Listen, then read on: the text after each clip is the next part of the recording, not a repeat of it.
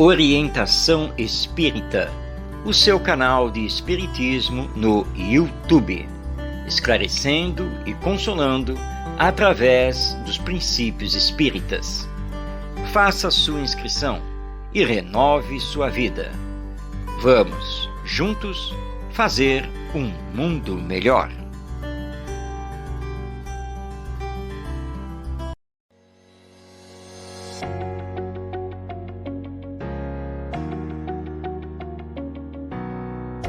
Em todos os momentos, o livro espírita é a melhor companhia. Comprando em marcosdemario.com, você apoia a manutenção do canal Orientação Espírita.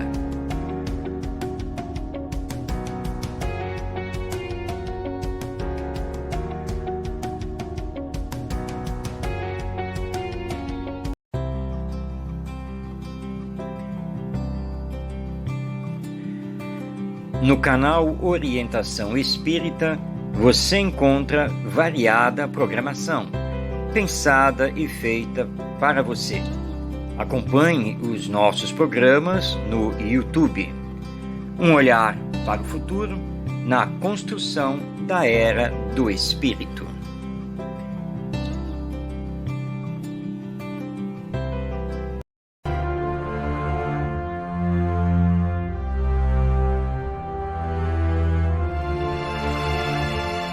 Tem início mais uma edição de Ante os Novos Tempos, um olhar voltado para o futuro da humanidade através das revelações dos Espíritos, na mensagem consoladora e esclarecedora do Espiritismo.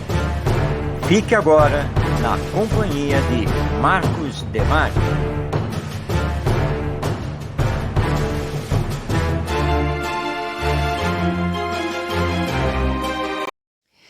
Olá, iniciamos mais um programa Ante os Novos Tempos, trazendo os princípios do Espiritismo para explicar os fatos da vida, os temas mais relevantes e também com um olhar voltado para o amanhã, para o nosso futuro, na implantação aqui na Terra da Era do Espírito e do mundo de regeneração. Convidamos a você para ficar conosco, participar, conhecer mais e saber que o Espiritismo não é apenas teoria, mas é aplicação para a nossa transformação e a transformação moral da humanidade. Vamos então dar início a esta edição de Ante os Novos Tempos. Perguntando e aprendendo. Recebemos a participação da Rosana Aguiar, que é da cidade do Rio de Janeiro, e ela nos enviou a seguinte pergunta: o que acontece quando uma pessoa estuda a doutrina espírita, mas não coloca em prática seus princípios, continuando a viver como sempre viveu? Bem, esta é uma questão que, em verdade, em maior ou menor grau, acontece com todos nós. Porque somos ainda espíritos inferiores. Todos nós ainda estamos na caminhada evolutiva, mas ainda longe da perfeição, muito longe da perfeição. E aqui na Terra, que é um mundo de expiações e provas, nós estamos às voltas com o nosso egoísmo, nosso orgulho, nossas paixões, nossos vícios de toda ordem. E também nos trabalhando, lutando para desenvolver as virtudes, quais sejam a da caridade, da bondade, da fraternidade, da renúncia, da humildade e assim por diante. É uma luta íntima que também se reflete no dia a dia social. E para nós, não é tão fácil estudarmos o Espiritismo, entender, compreender os seus princípios, concordar com eles, mas de fato nos transformarmos. Porque o Espiritismo não é uma doutrina para os outros, o Espiritismo, antes de mais nada, é uma doutrina para mim mesmo. No seu apelo à razão e ao coração, para que eu faça a transformação moral comigo mesmo. Fazer essa transformação é enfrentar os vícios, as paixões, o materialismo que ainda está em nós. E como nós temos uma tendência muito forte de ficarmos numa zona de conforto, muitas vezes nós temos palavras belíssimas para falar do Espiritismo. Nós podemos fazer palestras muito boas, explicar para o nosso vizinho o que é o Espiritismo e o que fazemos no Centro Espírita, e passarmos para as pessoas tudo de bom que representa o Espiritismo. Mas essa facilidade que temos de levar o Espiritismo para os outros, nem sempre é a mesma facilidade para fazer com que nos transformemos. Então nós temos uma tendência de adaptar o Espiritismo às nossas conveniências. E isso é um perigo. Mas, historicamente, nós sabemos que isso já aconteceu, por exemplo, com o Evangelho, que o Espiritismo veio resgatar e explicar em espírito e verdade, na sua essência. Por isso, aqueles que estão à frente do movimento espírita têm trabalhado muito em múltiplas campanhas, eventos, para lembrar a todos nós que somos os adeptos desta doutrina maravilhosa, da necessidade da nossa reforma íntima, da nossa transformação moral, e que não podemos simplesmente adaptar a doutrina aos nossos interesses, e que não podemos ser uma pessoa no ambiente do centro espírita, ou seja, onde estamos no centro espírita nós somos amorosos, fraternos, solidários, pacíficos, cooperativos, e quando estamos fora do centro espírita não somos nada disso. Mas é na sociedade em que o espírita precisa se revelar. Porque o centro espírita é aquele oásis espiritual, onde sim, claro que nós vamos praticar o espiritismo, e onde vamos nos reenergizar, mas para as lutas da vida, no dia a dia, na família, no ambiente de trabalho profissional, na escola, na rua, enfim, em todas as ambiências sociais. Porque o verdadeiro espírita é aquele que, pelo seu exemplo, ele fala da doutrina espírita. Ou seja, nós não precisamos ficar falando de viva voz aos outros. Nós temos que mostrar o que é o espiritismo através dos nossos exemplos, dos nossos atos, que vão falar da própria doutrina. E quando as pessoas souberem que somos espíritas e que nos comportamos daquela maneira por causa dos princípios do espiritismo, elas vão então realmente admirar essa doutrina e ver que você não é um espírita apenas da boca para fora. Você é um verdadeiro espírita. Classificação essa dada por Allan Kardec na Codificação Espírita. Então, nós temos sempre que nos perguntar se estamos sendo verdadeiros espíritas, se estamos traduzindo o espiritismo nas nossas ações. Se, porventura, tivemos que desencarnar agora, se nós podemos fazer essa desencarnação com a consciência tranquila, dizendo para nós mesmos, bom, eu estou tranquilo, porque eu sei que com o espiritismo eu me esforcei e hoje eu estou muito melhor do que estava quando reencarnei. E esse tem que ser o nosso esforço. E isso tem que acontecer em relação a toda a cultura humana. Nós temos que aproximar, nós temos que unir a teoria com a prática. Então aquelas pessoas que se dizem espíritas, que estão no centro espírita, mas não corrigem os seus maus hábitos, as suas más tendências, é que não são verdadeiros espíritas. Ainda não compreenderam e apreenderam o significado profundo do espiritismo no campo moral. E a finalidade do espiritismo é realizar a transformação moral da humanidade. E essa transformação só pode ocorrer se nós, individualmente, cada um, fizer a sua transformação moral. Porque indivíduos moralizados haverão automaticamente de moralizar a sociedade humana. Portanto, não basta ter a teoria, é preciso praticar. Bem, continuando, nós recebemos aqui a pergunta do Jorge Luiz, que é da cidade do Rio de Janeiro. E ele indaga: o que é fundamentação doutrinária ou pureza doutrinária? Vamos lá.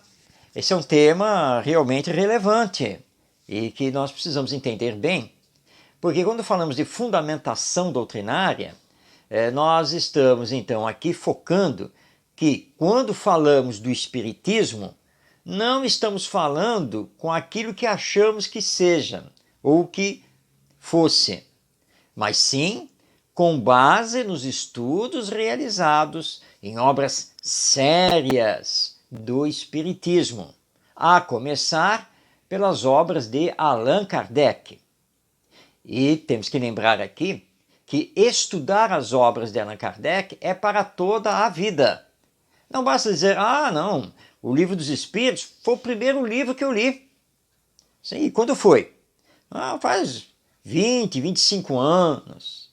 Daí depois você... Não, depois eu passei a ler as outras obras de Kardec, depois conheci Leon Denis, aí comecei a ler as obras do Chico Xavier, do Divaldo Franco, da Ivone Pereira, do Richard Simonetti, da Sueli Caldas Schubert, do Hermínio Miranda, do seu... Calma. Mas e Kardec? Não, Kardec foi o primeiro que eu li. Sim, mas já fazem 20, 25 anos. Precisa voltar, porque Kardec é a base essencial do espiritismo.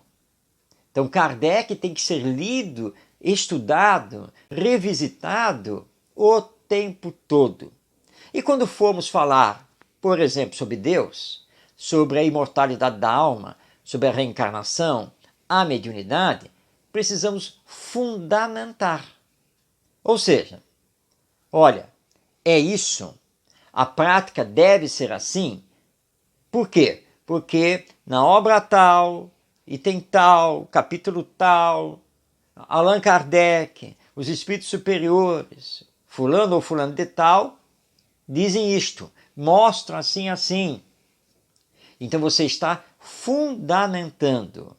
E quando nós fundamentamos, fugimos do achismo. Nada pior do que iniciar uma explicação, uma resposta a uma pergunta com eu acho que. Nós não temos que achar nada, nós temos que estudar a doutrina espírita.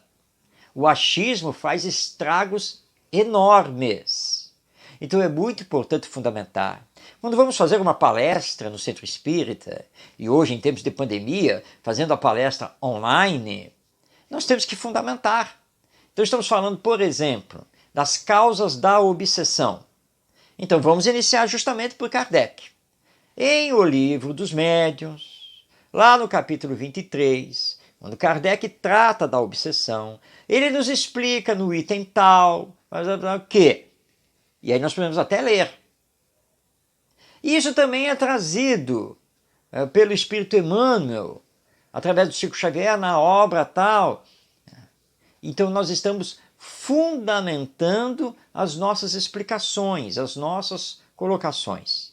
E a fundamentação doutrinária é imprescindível para fugirmos do achismo e de começarmos a inventar coisas em nome do espiritismo, mas que não pertencem ao espiritismo. Isso tanto na teoria quanto na prática. E aí nós nos ligamos à questão da pureza doutrinária. Ou seja, a fundamentação não pode ser feita sob qualquer literatura, porque há literatura e literatura espírita. Nem toda obra sancionada com o rótulo espírita, nós devemos acatar. Os espíritos superiores, junto a Allan Kardec, sempre disseram que tudo tem que passar pelos crivos da lógica, da razão, do bom senso, da universalidade do ensino dos espíritos e não pode jamais colidir com os princípios do espiritismo, princípios esses que estão nas obras da codificação espírita, as obras assinadas por Allan Kardec. Então, se há problemas com a lógica, com a razão, com o bom senso, ou com a universalidade do ensino dos espíritos, ou com os princípios básicos do espiritismo, tem que ser rejeitado. Como lembra Erasto, lá em O Livro dos Médiuns, é preferível rejeitar 10 verdades do que aceitar uma única mentira, porque a mentira faz um estrago terrível e depois você colocar os pingos nos is é muito difícil. Então isso é o que significa fundamentação doutrinária, ou seja, mostrarmos de onde nós estamos tirando as informações, as explicações e tomando cuidado com essas fontes, com essas referências, para não macularmos o espiritismo. Por isso que é muito importante estudar, fazer parte dos grupos de estudo que os centros espíritas normalmente viabilizam a todos os seus frequentadores e trabalhadores. Então vamos sempre fundamentar, e para fundamentar é preciso estudar. Muito bem, continuando, nós temos agora a participação da Angélica, que é de São Paulo, capital. Ela pergunta: existe sofrimento quando retornamos ao mundo espiritual? Como encontrar a felicidade depois da morte? Uma pergunta, mas na verdade com 2 temas. Vamos então à primeira parte da sua pergunta. Sim, existe sofrimento depois da morte. O sofrimento é moral. Pode ter repercussões, que são as sensações que o espírito carrega consigo das coisas materiais e inclusive do seu corpo, mas são sensações. Porque quando há a desencarnação, o retorno ao mundo espiritual, nós deixamos de ter o corpo físico. Portanto, não podemos ter sofrimento físico. Mas os espíritos nas reuniões mediúnicas muitas vezes nos dizem que estão sofrendo dores, estão se sentindo queimar e assim por diante. É que eles estão com as sensações disso. Sensações essas que repercutem no seu perispírito, que é o corpo espiritual. Mas ele não tem efetivamente dor e sofrimento material. Ele sempre tem o sofrimento de ordem moral. Por quê? Porque a lei divina solicita de cada um de nós que arquemos com as consequências das nossas ações. Como nos lembrou Jesus, a cada um é dado segundo as suas obras. Se nos mantivermos aqui nesta existência, egoístas, orgulhosos, indiferentes, vaidosos, prepotentes, materialistas, se carregamos ódios, invejas, não há como esperar felicidade no depois da morte. É impossível, porque não semeamos para isso. E como prejudicamos a nós mesmos e prejudicamos o próximo, depois da morte nós vamos ter que responder por isso. Porque a lei divina, que está gravada na nossa consciência, vai fazer com que tenhamos que nos enfrentar. Enfrentar a própria consciência. Se nos deixamos arrastar pelo vício da bebida, do fumo, das drogas, da fofoca, da mentira, as fake news tão faladas nos dias atuais, vamos ter que responder por isso. Então, ao desencarnar, nós não vamos ter um encontro com o nosso anjo da guarda. Nós vamos ter um encontro com aqueles espíritos que estão na mesma faixa vibratória de sintonia conosco. E aí, então, as descrições dos espíritos das chamadas zonas umbralinas no mundo espiritual, para onde vamos automaticamente. O que sai do nosso coração é que diz de nós. Mas como encontrar, então, a felicidade e não entrar nessa zona de sofrimento no mundo espiritual? Aqui na Terra, semeando o bem e o amor. Com a grande senha que o Espiritismo nos entrega: fora da caridade não há salvação. Então, se começarmos a realizar a nossa transformação moral, se realizarmos o desapego das coisas materiais, se começarmos a ajudar o próximo, sendo mais bondosos, mais caridosos, mais fraternos, mais solidários, nós estamos aqui na Terra, semeando bons frutos para o depois da morte, onde poderemos colher um estado espiritual de felicidade.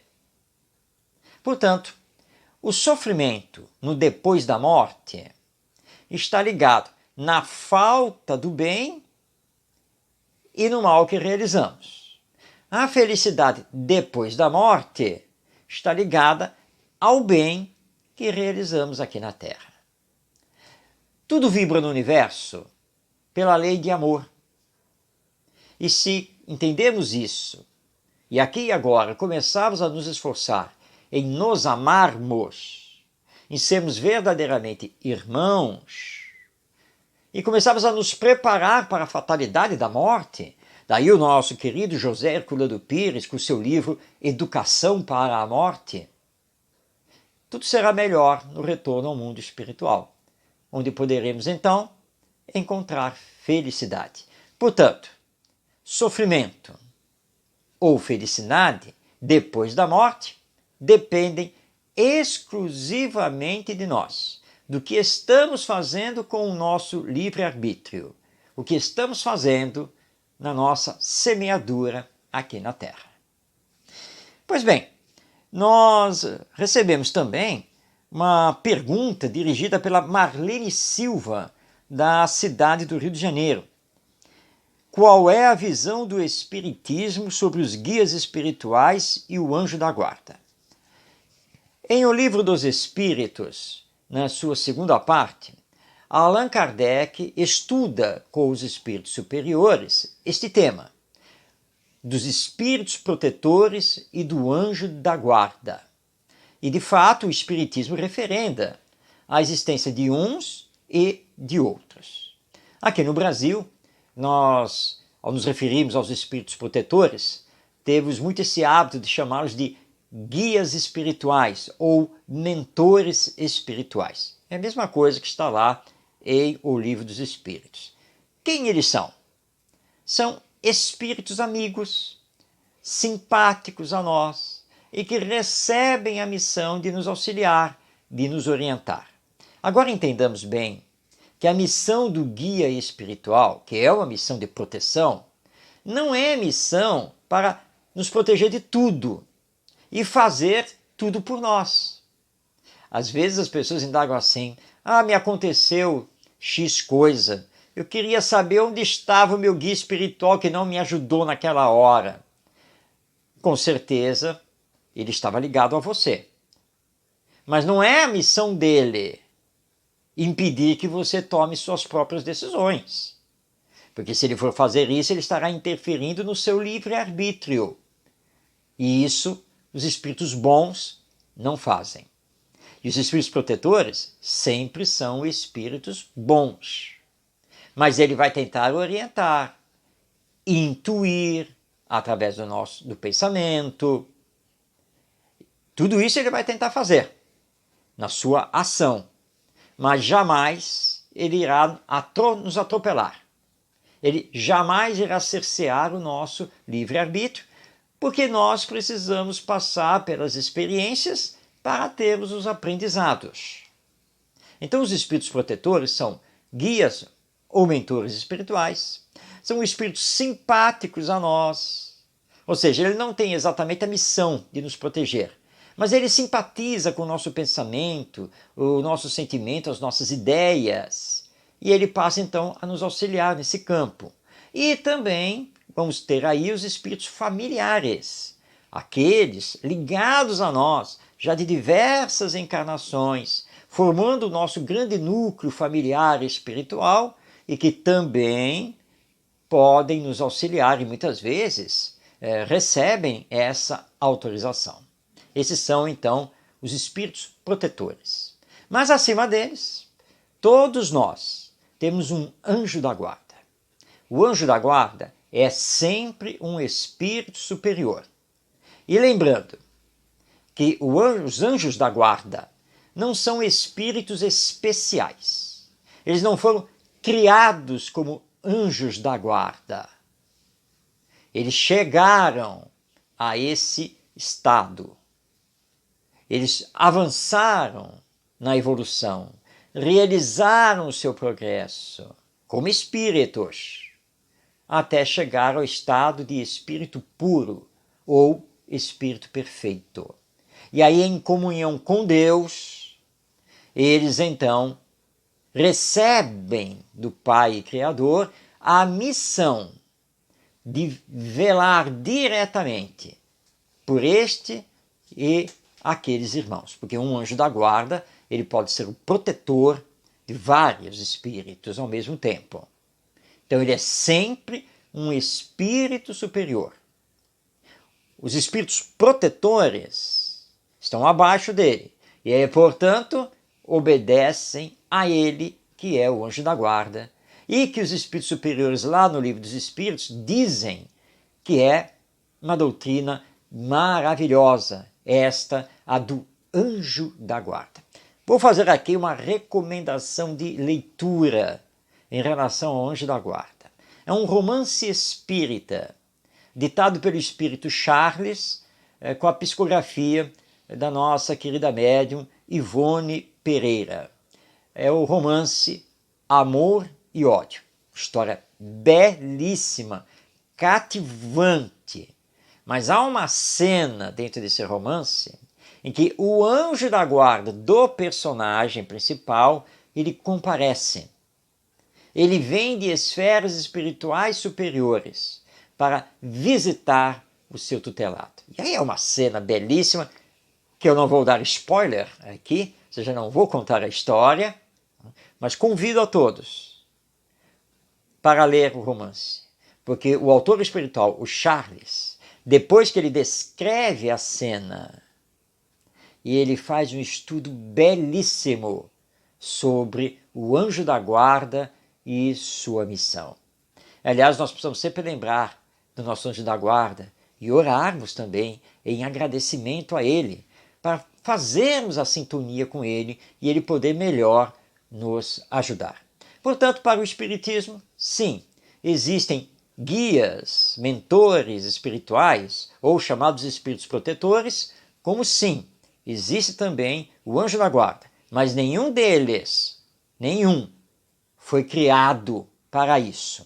Todos são espíritos criados por Deus, simples, ignorantes, com todo o potencial para desenvolver e que foram desenvolvendo até chegar no estágio de espírito bom, espírito superior e poder receber então essa missão de velar, de proteger, de orientar a nós que estamos aqui encarnados. Muito bem, nós vamos agora responder ao Renato Cordeiro. O Renato é da cidade de Florianópolis, Santa Catarina. Ele pergunta: diante dos diversos conflitos conjugais que abalam o casamento, qual a orientação que a doutrina espírita oferece aos casais? Recordo aqui, querido amigo, que após uma palestra que eu havia proferido sobre família, relacionamento, ele então pegou a palavra para fazer um depoimento, que já há algum tempo ele estava em conflito com a esposa e a esposa em conflito com ele. e que depois de muito pensar, ele estava chegando à conclusão de que talvez a única e a melhor saída seria a separação. E quis saber então o que eu podia dizer a ele e a todos que ali estavam naquela palestra e que talvez pudessem estar passando por alguma situação semelhante.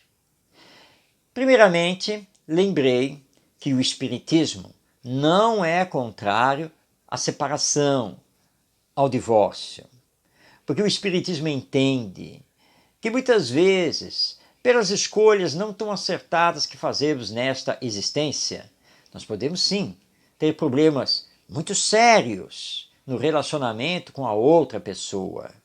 E é nesses casos, quando a conciliação se torna praticamente impossível, é melhor a separação para que cada um possa seguir o seu caminho e reconstruir a sua vida, a sua existência, tomando-se sempre cuidado quando temos a existência dos filhos, porque os filhos não têm que responder pela separação dos pais, que precisam se entender e não utilizar os filhos um contra o outro.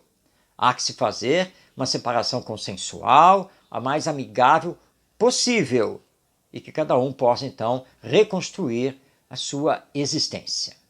Mas, por outro lado, o Espiritismo também nos mostra que muitas vezes os conflitos conjugais, eles surgem e se avolumam por falta de diálogo entre o casal.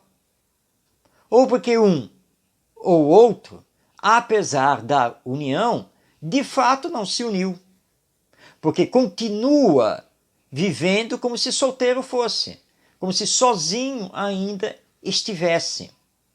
Mas temos que lembrar que é um casal formando agora um lar, uma família. Portanto, nenhum dos dois está agora mais sozinho.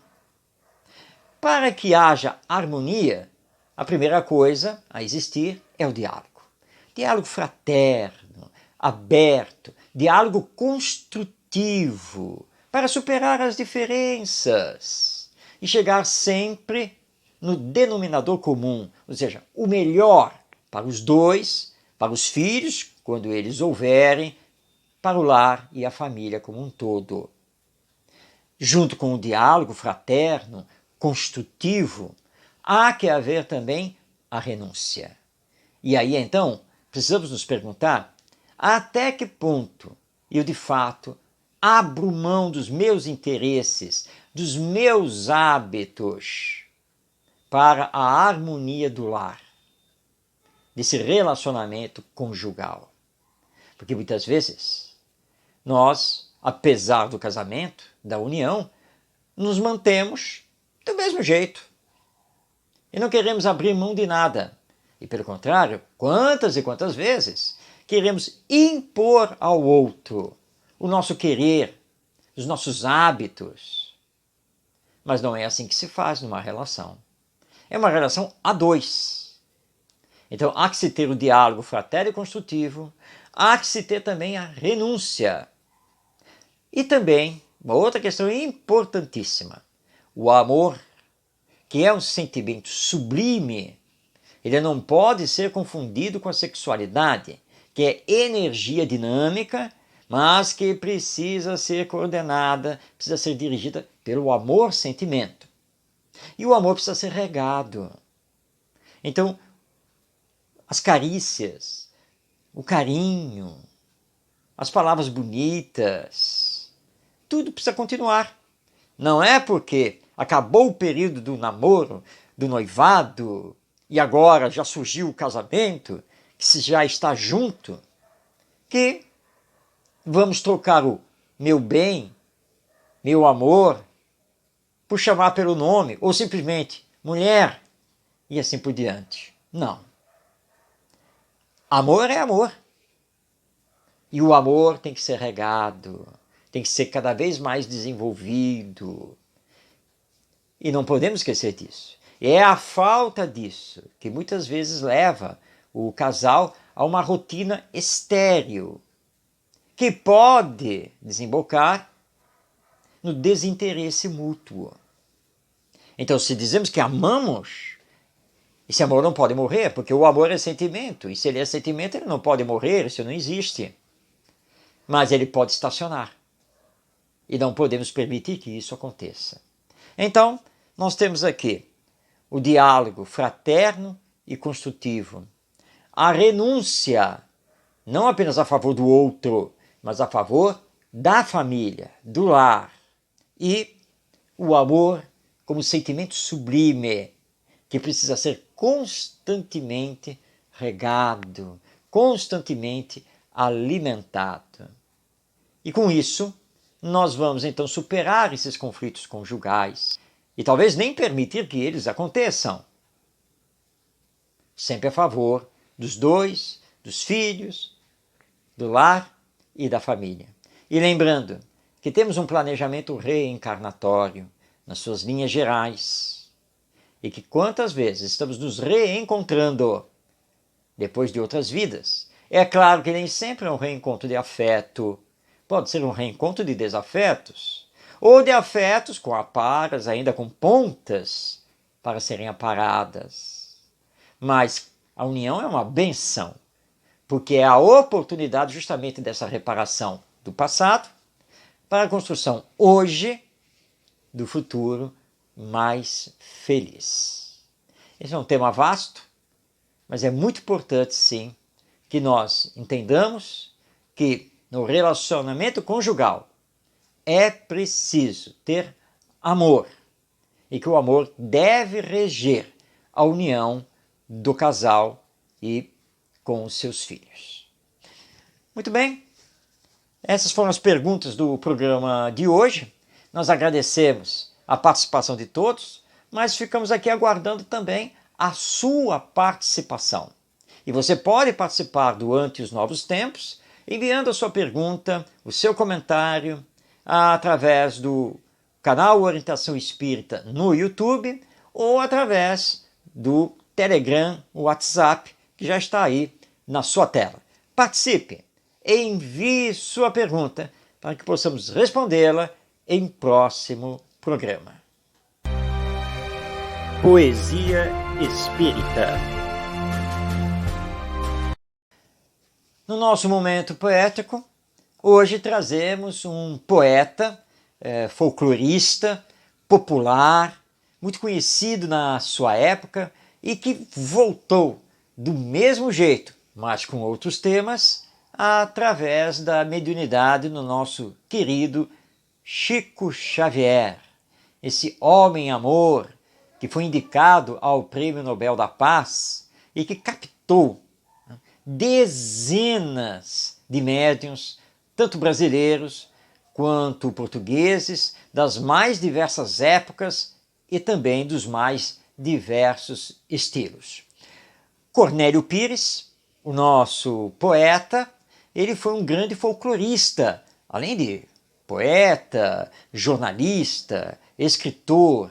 Ele trabalhou muito, mas muito, o folclore brasileiro e foi o pioneiro das gravações de música sertaneja, que na verdade ele pegou a famosa música caipira brasileira e a transformou na música sertaneja e levou várias duplas e cantores para as gravadoras. E Cornélio Pires retornou através do Chico Xavier, mas agora para falar sobre temas da vida através da sua visão espiritual.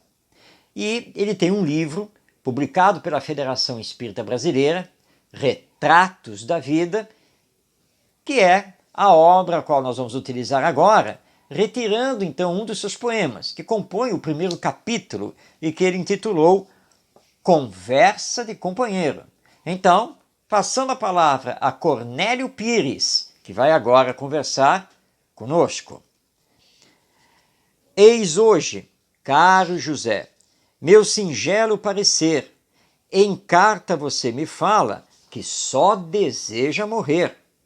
E anota com insegurança, dizendo espantado a mim: você me diga, Cornélio, se estou certo agindo assim.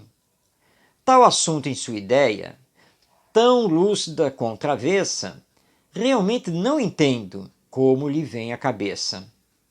Posso afirmar-lhe, de pronto, na força de nossa fé, reajuste o próprio passo, não tente a morte, José. Quem se esquece de viver, pensando em fim prematuro, acaba sem perceber, caindo em salto no escuro. Observe a natureza. Toda a vida se processa para serviço no tempo que não cogita depressa.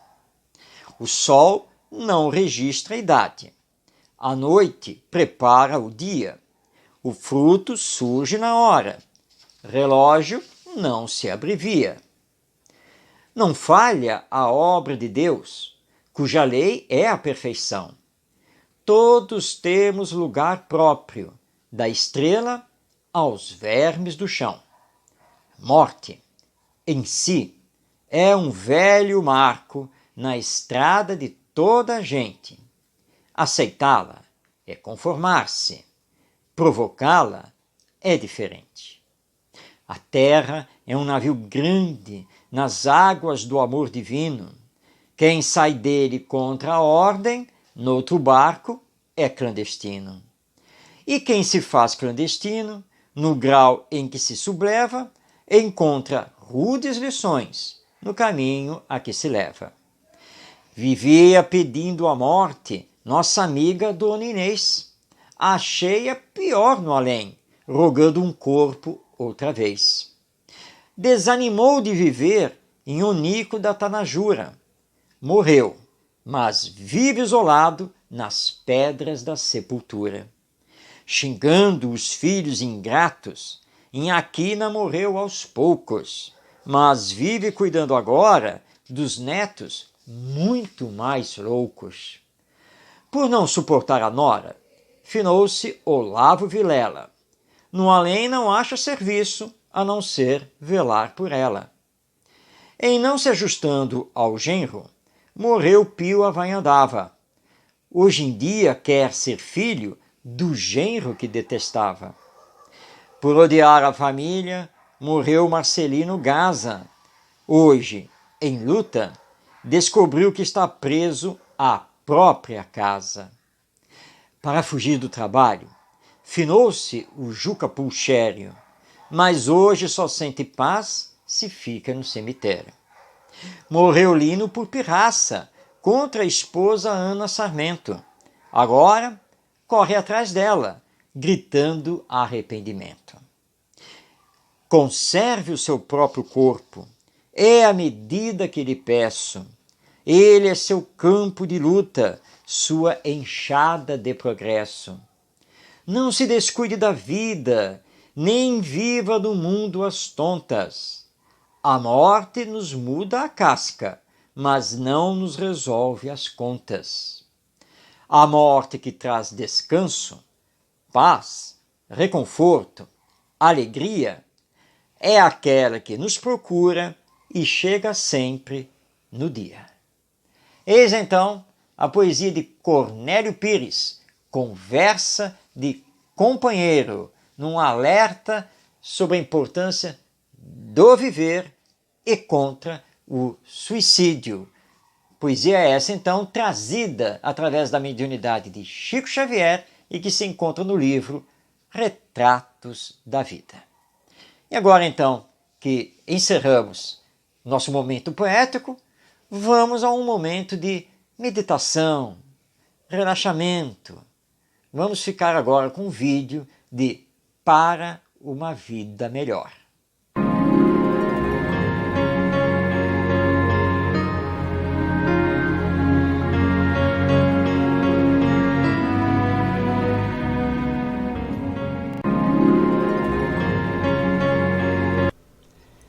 Quando a dor chegar e bater na sua porta, faça uma prece e seja grato a Deus, pois Ele não abandona seus filhos e só permite que passemos pelas consequências dos nossos próprios atos. A dor é passageira, não fica estacionada, a não ser que queiramos. Por isso, é bom tirar dela as lições necessárias e partir para novos empreendimentos na vida. Ninguém nasce para sofrer e não existe castigo eterno. Tudo o que nos acontece na existência terrena é para o nosso bem. Tenha certeza disso. Deus é amor e sua misericórdia está acima de tudo.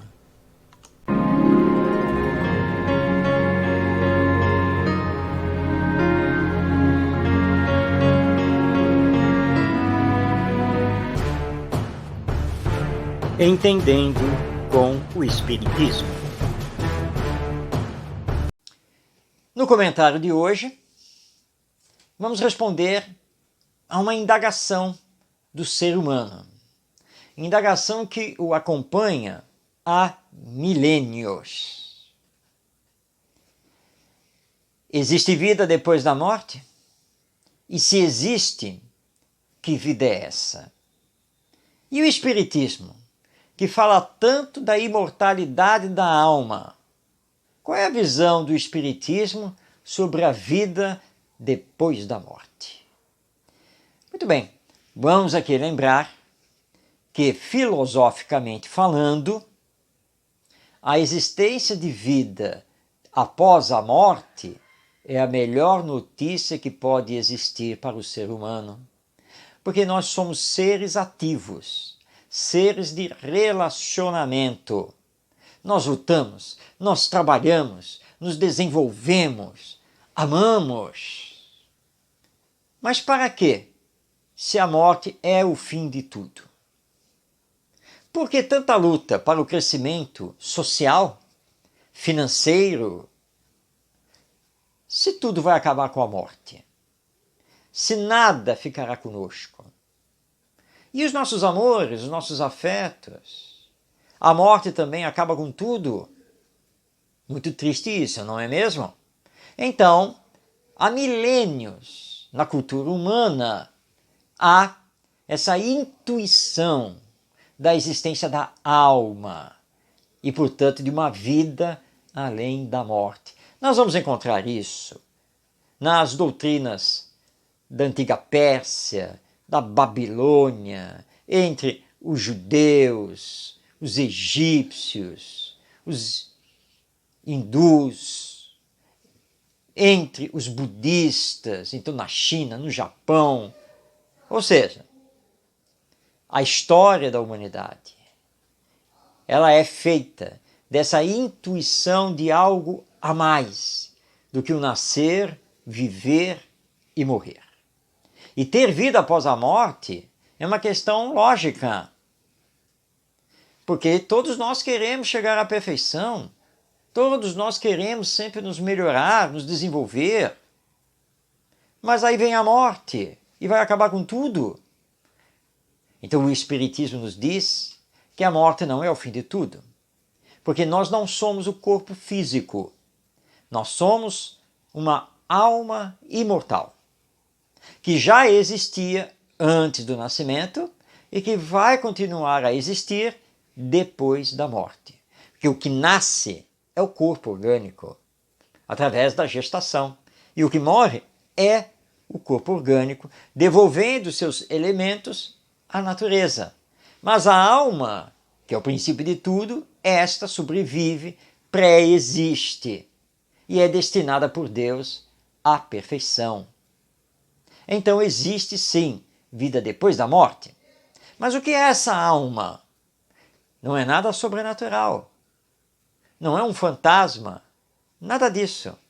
A alma somos nós, seres humanos, presentemente reencarnados aqui na Terra, presos a um corpo orgânico, material, mas que quando nos desprendemos dele, nós vamos para a realidade da vida espiritual. Vida espiritual que é abundante, vida mesmo. Mas o que tem nesse mundo espiritual? Existem cidades espirituais, colônias espirituais, postos de socorro. E onde fica essa espiritualidade? Lá em cima no céu? Não.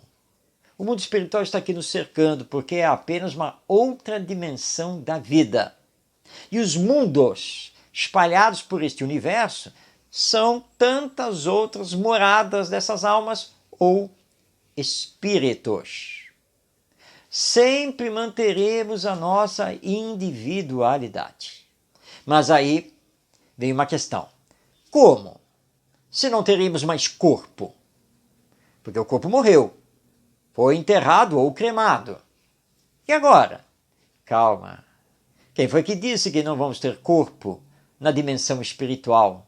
Temos. É o perispírito, que Paulo de Tarso já chamava de corpo espiritual. Então nós somos, na verdade, dotados de um corpo espiritual e de um corpo físico. O corpo físico se esgota, não o corpo espiritual, que está intimamente, molecularmente ligado ao corpo físico, propicia inclusive a sua formação, mas que depois, com o esgotamento da vitalidade dos fluidos vitais, o perispírito se desliga. E nós continuamos a viver no mundo espiritual através dele. E aí nos identificamos, podemos ser identificados. Mas e a memória? Os conhecimentos, os sentimentos? Tudo continua conosco. Porque nada está no organismo físico. O corpo orgânico é apenas instrumento da alma ou espírito. Não é o cérebro que pensa. E a mente não está no cérebro, porque a mente é extrafísica. Quem pensa é o espírito. Quem sente é o espírito. Quem ama é o espírito. Por isso, eles nos dizem que a vida material poderia até não existir, que a lei do progresso continuaria intacta, porque o mundo espiritual é o mundo normal. A Terra, o nosso planeta, com tudo que conhecemos, a própria vida humana é uma cópia pálida da realidade do mundo espiritual. Não é o contrário. É que muitos, ao desencarnarem, se espantam ao descobrir que existe vida depois da morte. E aí, quando olham tudo que existe, é natural, é normal fazerem aquela exclamação: nossa, tudo muito parecido com a Terra. Mas é quando estão recebendo essa advertência. Não, não, é o contrário. A Terra é que imita o mundo espiritual. E não imita muito bem, porque o mundo espiritual é muito melhor. E é claro que é uma dimensão extrafísica, fluídica, energética. Não se confunde com a dimensão física material. Então o Espiritismo proclama a existência da vida futura e que precisamos ter esse olhar além. Não estamos aqui na Terra para nascer, viver e morrer. Porque se pensarmos assim, nós estamos dentro da filosofia materialista da vida. E aí nós vamos cair no mundo das sensações, dos gozos, de tudo que é da matéria. Porque afinal de contas, a morte será o fim de tudo. Não. O Espiritismo é uma doutrina espiritualista e que vem nos lembrar: cuida das suas energias. Faz o bem, porque a vida continua após a morte. E nós vamos, nesse continuar, responder pelos nossos atos, por aquilo que fizemos aqui na Terra, nesta existência. Então existe sim vida depois da morte. Mas alguém já provou isso? Ah, sim, com certeza. Vamos então aqui falar de algumas provas que se encontram na literatura e que não tem nada a ver com o Espiritismo. Vamos citar aqui, por exemplo, o livro A Divina Comédia, de Dante Alighieri. Ora, é uma obra em que esse autor teve um transporte mediúnico e foi levado pelos seus instrutores espirituais para visitar regiões umbralinas do mundo espiritual, regiões de sofrimento, e que ele relata em A Divina Comédia com uma grande perfeição. Embora, por causa da época, ele estivesse sob a influência da doutrina católica. Mas é um livro mediúnico e que relata a existência do mundo espiritual. Vamos lembrar aqui do vidente, mago, às vezes classificado como feiticeiro, Emanuel Swedenborg, que era sueco e que foi conselheiro do rei e da rainha em sua época, e que ele deixou uma série de obras onde ele relata a existência do mundo espiritual, os seus deslocamentos por essa dimensão, seus diálogos com os espíritos. E ele passou a vida toda dele ensinando isso. Temos também, lá nos Estados Unidos, Andrew Jackson Davis, que antecede a chegada do Espiritismo e que deixou também um volume enorme de obras, e obras todas mediúnicas. Aliás, ele se dizia médium, e onde ele descreve também a existência do mundo espiritual e tudo que existe nele e as atividades dos espíritos, ou seja, dos desencarnados. Antecedendo um pouco também o Espiritismo, há uma obra muito interessante que é A Vida Além do Véu, que é um relato do reverendo G. Vale Owen. E ele era um reverendo protestante e ele teve comunicações da sua mãe, que ele identificou. E ela faz descrições da sua vida no mundo espiritual. E temos as pesquisas aí de experiências de quase morte, os casos sugestivos de reencarnação, entre tantos outros, onde então nós detectamos a imortalidade da alma, que há vida no depois da morte. E é uma vida plena. Ninguém se iluda. Não vamos ficar em sono eterno, esperando o juízo do Senhor, nem vamos ficar nas nuvens, cantando e tocando harpa. Nós vamos continuar trabalhando, aprendendo, estudando, realizando, porque a lei divina é a lei do progresso, que se realiza tanto aqui na Terra, quando estamos encarnados, quanto no mundo espiritual, quando estamos desencarnados, até chegarmos ao grau de espíritos puros, o grau de perfeição. Recomendo o estudo das obras do espírito André Luiz, através do Chico Xavier, iniciando lá pelo famoso livro Nosso Lar, dando continuidade depois em Os Mensageiros, Missionários da Luz, Obreiros da Vida Eterna e tantos outros. Também recomendo a leitura dos livros de Manuel Filomeno de Miranda, pelo médium Divaldo Pereira Franco. E aí nós temos Nas Fronteiras da Loucura, Tormentos da Obsessão e vários outros, todos descrevendo a realidade do mundo espiritual. Vale a pena um mergulho na literatura espírita para conhecer essa realidade da nossa vida, que somos almas imortais ou espíritos e que continuaremos vivos depois da morte, atuando no mundo espiritual. Bem, chegamos ao final de mais uma edição de Ante os Novos Tempos, convidando a você para conhecer o Espiritismo e aplicá-lo à sua vida, para que você faça a sua transformação moral e assim possa colaborar com a transformação moral da humanidade. Continuemos em frente, para o alto, caminhando, semeando o bem, o amor e a paz, construindo a era do Espírito para a chegada do mundo de regeneração. Até o nosso próximo encontro.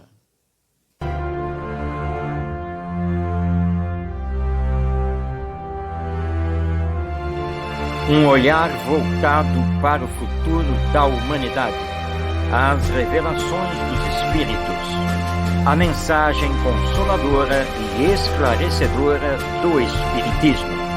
Este é o programa Ante os Novos Tempos. Produção e apresentação, Marcos outros temáticos. Até nosso próximo encontro.